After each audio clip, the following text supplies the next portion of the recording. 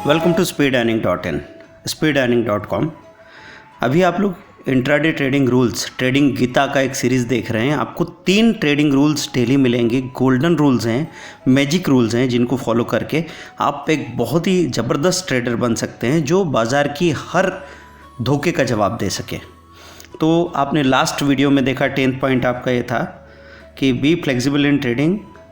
आपको फ्लेक्सिबल किस चीज़ में होना है?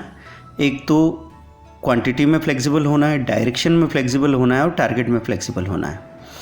कभी आप 500 शेयर में ट्रेड करें लेकिन क्लैरिटी नहीं है तो 50 शेयर में ट्रेड कर लो। दूसरा, अगर आपको दिख रहा है अभी बाइंग है और अचानक से बाज़ार पलट जाए तो सेलिंग के सौदे में जाने में आपको परहेज नहीं होना चाहिए। तीसरी चीज़, टारगेट में कभी आपको 1% का टारगेट मिलता है तो कभी आप 0.2% में ही बाहर निकलते हो, कभी 4% का टारगेट ले सकते हैं। तो स्टॉप लॉस तो आपका फिक्स रहे लेकिन टारगेट फ्लेक्सिबल रहे। आज का पहला पॉइंट है, never try to chase any script. Commodity market हो, स्टॉक मार्केट हो या करेंसी हो, फॉरेक्स हो, आपको किसी को आखिरी तक चेज करने का मतलब पीक या बॉटम तक चेज करने का ख्याल नहीं रखना चाहिए। सपोज़ कोई चीज़ में बाइंग आ रही है, आपने देखा कि उसका प्राइस है 250 रुपीज़, तो वो 252 गया, 255 गया, 258 गया। आप अंदाज़ा नहीं लगा सकते कि ये कहाँ तक जाएगा। आप 259 का सेलिंग ऑर्डर लगा के बैठ गए और अगर वो 258 तक जाके पलटा तो आपको 1 रुपया भी नहीं मिलेगा। इसलिए क्या होना चाहिए कि जैसे थोड़ा सा ऊपर गया 0.3% पे भी अगर मेरी 10% क्वांटिटी बिक जाए, 0.7% पे मेरी 20% क्वांटिटी बिक जाए और अगर ये 2% तक भाग रहा है तो वहाँ 30% क्वांटिटी बिक जाए। ऐसे बढ़ते बढ़ते में आप प्रॉफिट बुक करना सीखिए। और आप ऐसा कर सकते हैं, प्रायर ऑर्डर भी प्रॉफिट बुकिंग के लिए रख सकते हैं। तो book at bottom and resell again at jump, ये शॉर्ट सेलिंग के केस में है।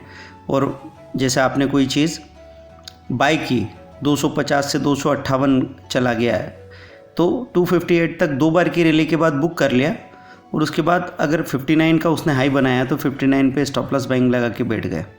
शॉर्ट सेलिंग के केस में इसका ठीक उल्टा है। 250 पे आपने शॉर्ट सेल किया, वो लुढ़कते लुढ़कते 244 आ गया, 2 लहरें हो गई तो 44 पे पूरा प्रॉफिट बुक करके और 43 के बॉटम पे फिर से स्टॉप लॉस सेलिंग लगा के बैठ जाइए। तो 2 बार की वेव्स के बाद आपको सारा प्रॉफिट बुक कर लेना चाहिए। लेकिन एक साथ सारा प्रॉफिट बुक करके बाद में इस बात के लिए पछताने से फ़ायदा नहीं है कि यार बहुत भागा, मैंने तो बहुत जल्दी निकल गया था। ऐसे नहीं करना है। आपके पास एक स्ट्रेटेजिक अप्रोच होनी चाहिए कि अगर कम चलता है तो भी मैंने अपना पार्ट प्रॉफिट बुक कर लिया है, ज़्यादा चलता है तो मेरे पास कुछ क्वांटिटी बची हुई है जिसमें मैं मैक्सिमम प्रॉफिट ले पाऊँ। दूसरा आज का रूल है, कीप टाइम डिसिप्लिन। देखिए, स्टॉक मार्केट के केस में टाइम डिसिप्लिन क्या होना चाहिए? कुछ लोगों के लिए तो ये होना चाहिए कि 9:15 से 9:19 में सारा प्रॉफिट बुक करके बाहर हो गए। कुछ लोग तो ऐसे हैं कि सिर्फ 5 मिनट सुबह ट्रेड करते हैं फिर ट्रेड ही नहीं करते। नॉर्मल लोग जो थोड़े स्लो हैं उनके लिए 9:25 से लेके 11 तक और 1:30 से 3 तक ये 2 टाइम स्लॉट है जहां आपको टाइम डिसिप्लिन रखना है। इस टाइम को फैलाना नहीं है बल्कि इसको श्रिंक करना है, सिकुड़ना है।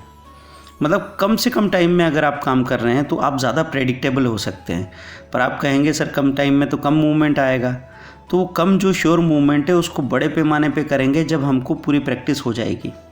मतलब अगर मैं 100 शेयर पे 2 रुपये निकालने के लिए अच्छी प्रैक्टिस कर लूँ तो कल को 500 शेयर और फिर 1000 शेयर में 2 रुपये निकालूंगा तो 2000 रुपये सुबह और 2000 रुपये शाम को मैंने निकाल लिए, 4000 रुपये पर डे के मेरे तैयार हो जाएंगे। तो हमेशा आपको क्या करना है, टाइम डिसिप्लिन रखना है। और इसके बाद अगली चीज़ हो जाती है टारगेट डिसिप्लिन। तीसरा पॉइंट आप जो देख रहे हैं, टारगेट डिसिप्लिन। पहले आपको अपनी कैपिटल का 0.5% कमाना है।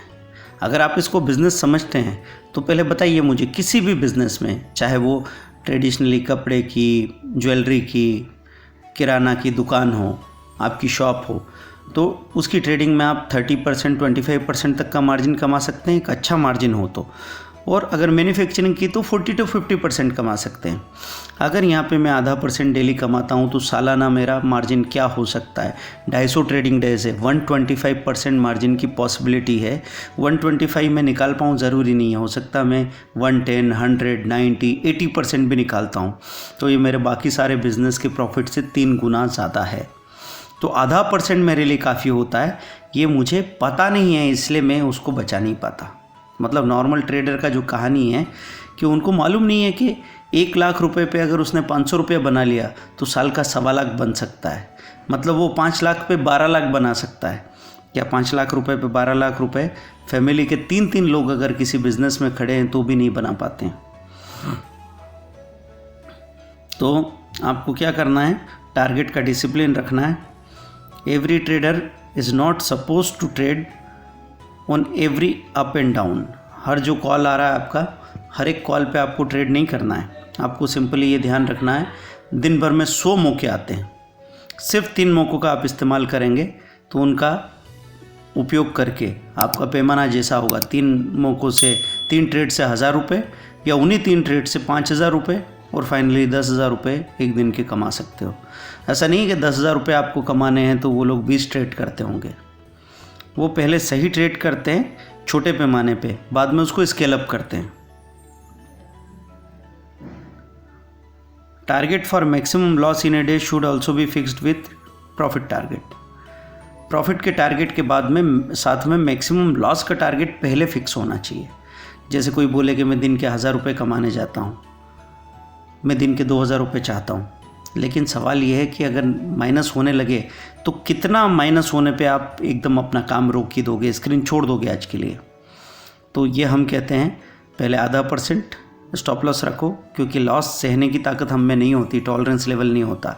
तो घबराहट आएगी तो रिएक्शन करोगे आप, इसलिए आप जितना छोटा लॉस करोगे उतनी ही आसानी से रिकवर करने के चांसेस बनेंगे।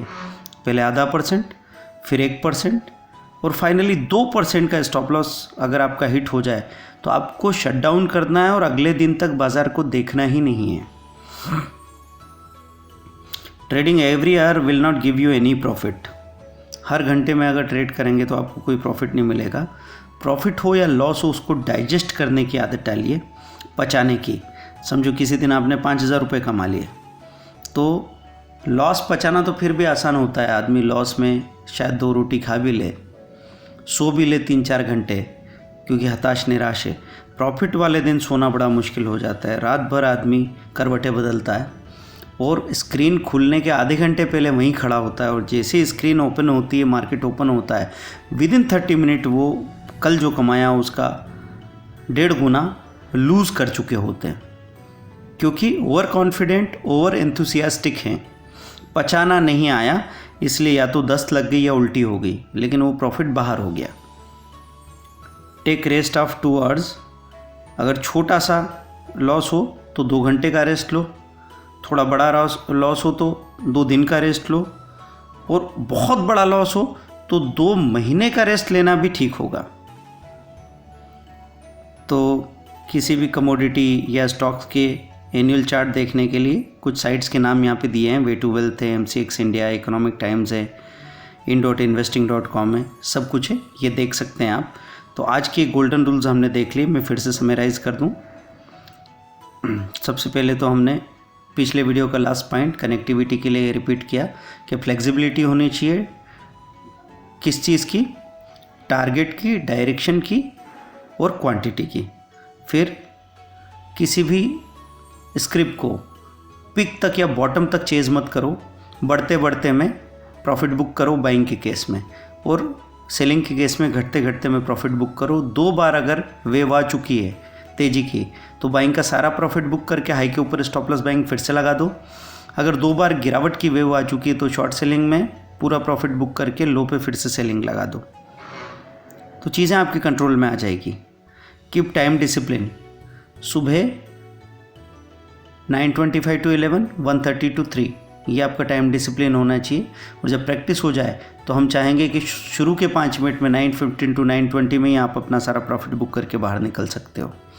दिन भर के लिए फिर आपको बाज़ार में होने की ज़रूरत नहीं है, लेकिन उस लेवल तक पहुंचने के लिए पहले आपको तेज़ी से डिसीज़न लेना, तेज़ी से ट्रेड करना और तेज़ी से लॉस बुक करना, ये आना चाहिए। टारगेट डिसिप्लिन, एक दिन का पहले 0.5%, फिर 1%, फिर 2% पे पहुंच जाओ और फिर उसी को मेंटेन करते रहो। ये आपका डिसिप्लिन होना चाहिए। आपका टारगेट पूरा हो गया तो फिर आपको अगला ट्रेड नहीं करना है। एक वन मोर ट्रेड कॉम्प्लेक्स होता है कि एक आखिरी सौदा बस, और इस चीज़ से बचना, क्योंकि कई बार लोगों ने अच्छा कमा लिया उम्मीद से ज़्यादा, लेकिन वो आखिरी सौदे ने सारा प्रॉफिट ले लिया और एक नई लॉस की कहानी शुरू कर दी। टारगेट प्रॉफिट के साथ लॉस का पहले बुक तय होना चाहिए। जैसे ही उस लेवल तक आपका लॉस पहुंचता है, आपको अपना काम बंद कर देना है और आप प्रॉफिट या लॉस को पचाना सीखें।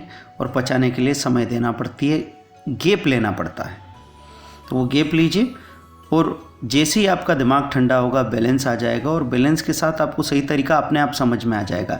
जो कुछ बताया एक बार करके देखिए, देखना आपकी ट्रेडिंग पूरी तरह बदल जाएगी।